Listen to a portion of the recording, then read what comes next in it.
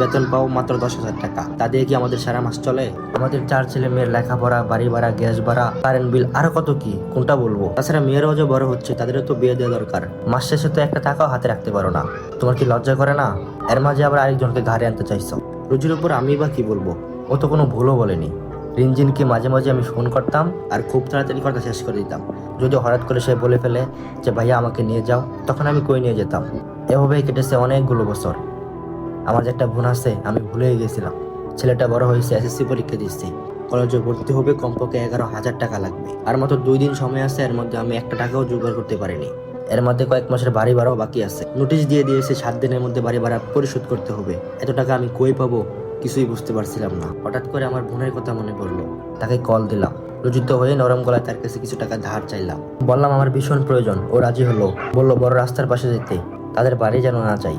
একদিক থেকে ভালোই হলো, না যাদের বাড়ি গেলে আবার মিষ্টি কিনতে হতো, অনেকগুলো টাকা খরচ হতো। আমার মতো গরিবের আমার বোনের জন্য তো কিছু নেওয়া দরকার। সস্তায় কি পাবো? রাস্তার পাশে একটা কাঁচমালা দোকান দেখতে পেলাম। মেয়েদের পায়ের নূপুর, ঘুঙর এসব বিক্রি হচ্ছে। ছোটবেলায় আমার বোনটা খুব সুন্দর নাচতো নূপুর পরে।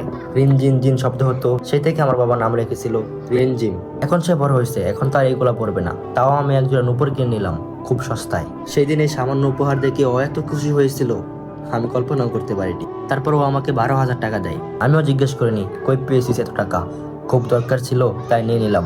আর 2 দিন পরে ওর স্বামী আমাকে ফোন করে অকথ্য ভাষায় গালিগালাজ করলো আর বললো আমি যেন এক্ষুনি ওদের বাড়ি যাই। আমি ওদের বাড়ি গিয়ে দেখলাম আমার বোনকে ওরা মেরে আর কিছুই রাখেনি। আমি তখন প্রচন্ড রেগে তাকে জিজ্ঞেস করলাম, তুই আমার বোনকে মারলি কোন সাহসে? সাথে সাথে বললো, জীবনে একদিন বোনের খবর নেয় না, 1 পয়সা দেয় না, সে আবার বোনকে দিয়ে আমার টাকা চুরি করায়। তোর বোনের জন্য এত মায়া হলে নিয়ে যা সাথে করে। তোর বোনকে আমি আর 1 মুহূর্ত আমার বাড়িতে রাখবো না।